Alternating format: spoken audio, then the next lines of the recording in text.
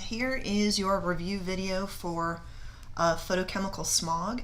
Now, there are some extra bits to this, so please do make sure that you're paying attention.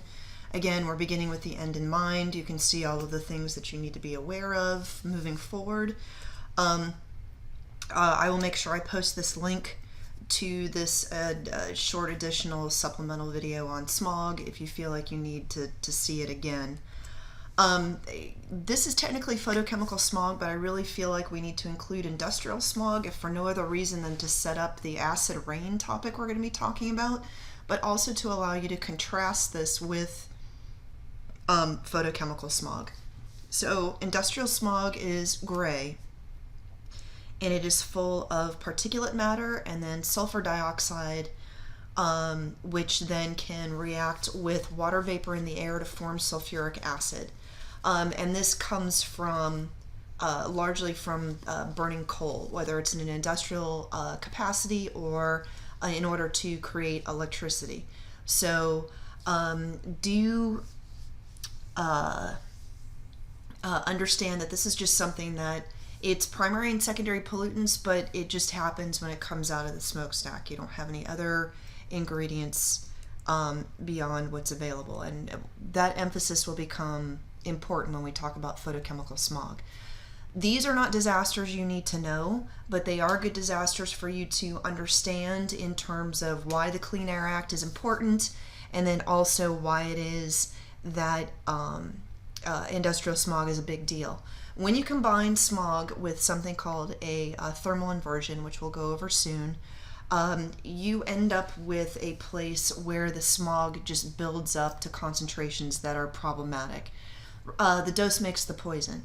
So industrial smog that may be an irritant to upper respiratory systems, but is swept away by wind or is taken out of the air via rain, it just kind of washes it out of the air. Side note, remember, nothing goes away, so that means that pollutant is going to end up somewhere else, like lakes, rivers, drinking water supplies, stuff like that. But anyway, when you have something that keeps the pollution where it is, the air pollution where it is, that is where you end up having situations like both of these. You can see that death tolls can get to be particularly high. This was also before clean air laws were enacted. Do realize again that heart attacks are a big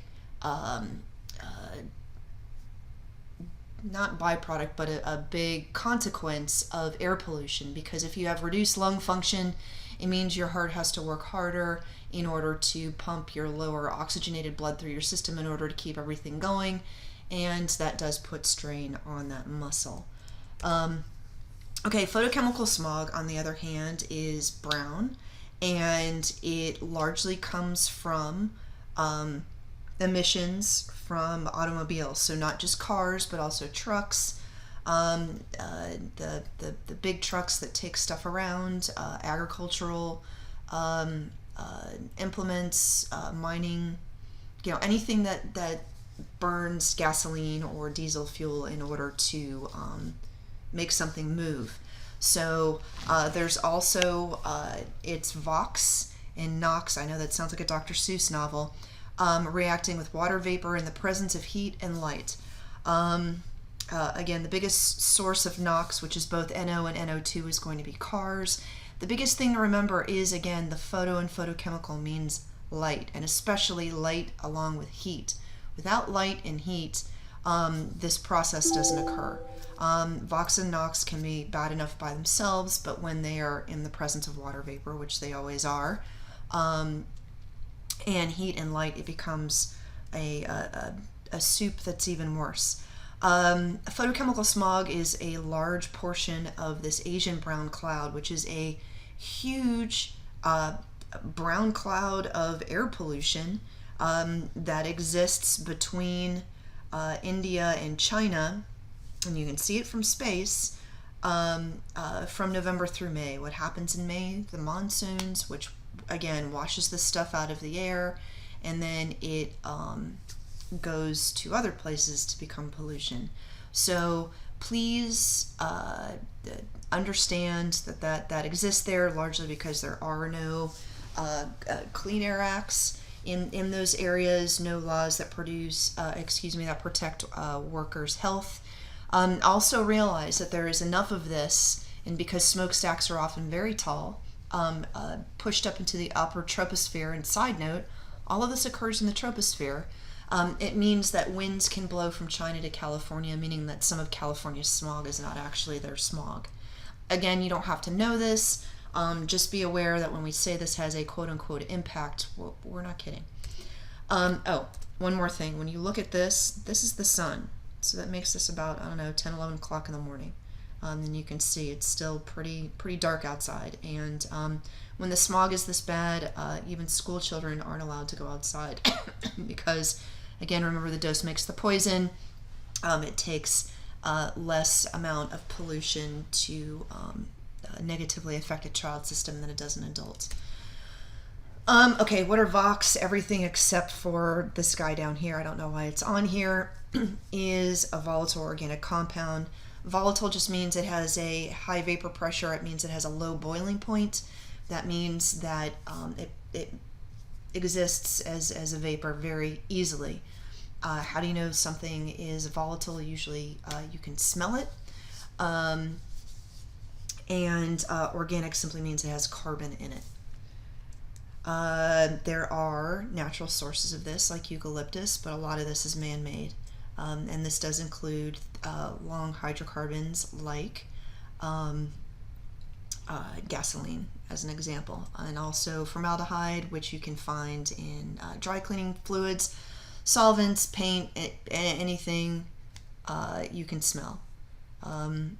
Stuff at your nail salon, stuff like that. Okay. How does this happen?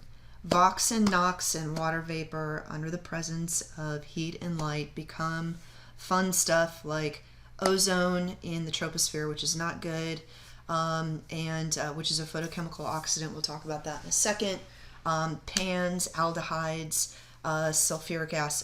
nitric acid, other good stuff that we're going to talk about here in a second. So do you have to understand the complexities of this? God, no. Before and after is plenty. So again, here we have compare and contrast.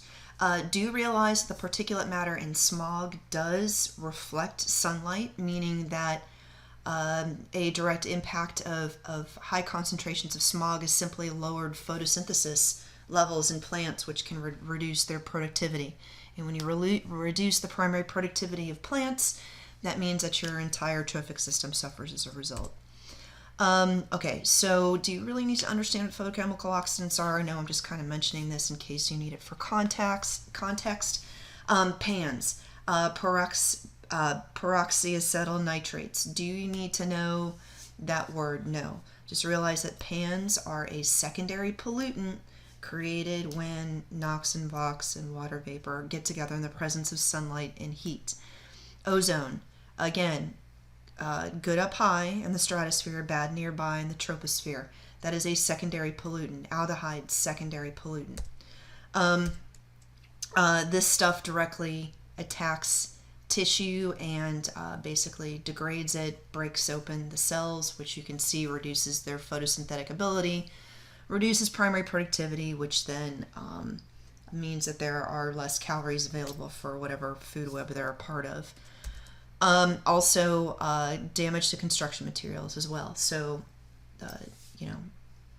that's the degradation of buildings. So, smashing plants with a pan.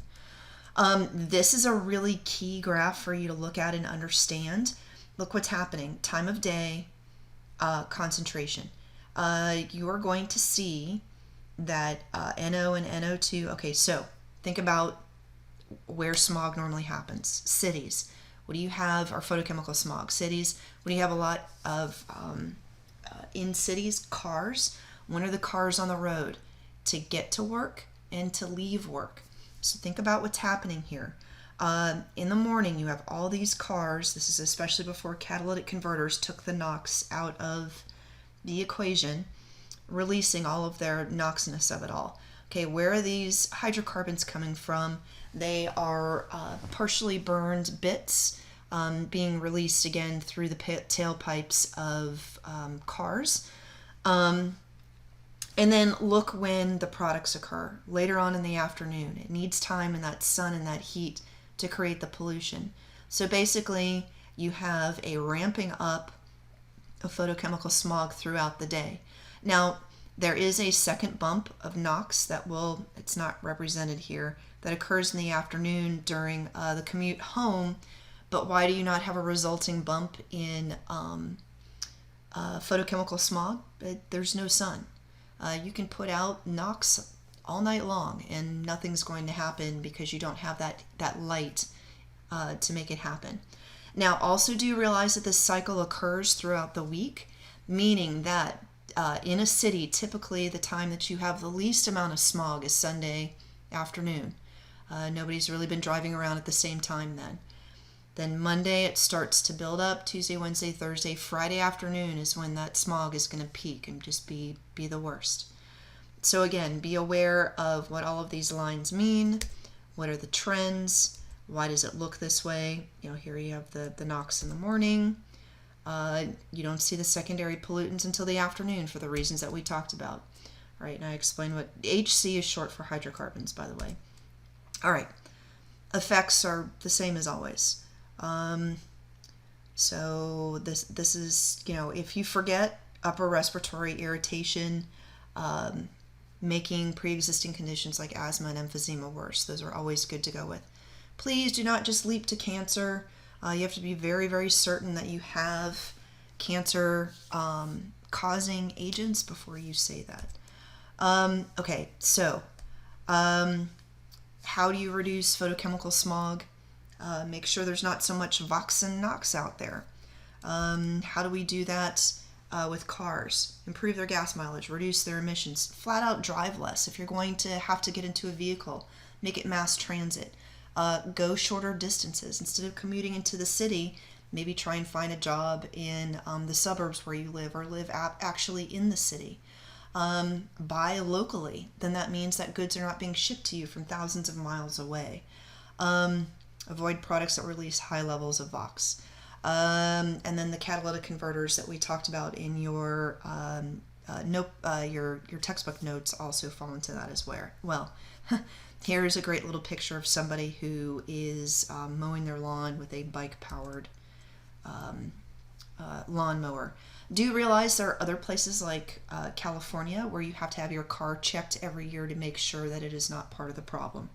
That is not the case here in the state of Florida. All right, and that is the end of our video on photochemical smog.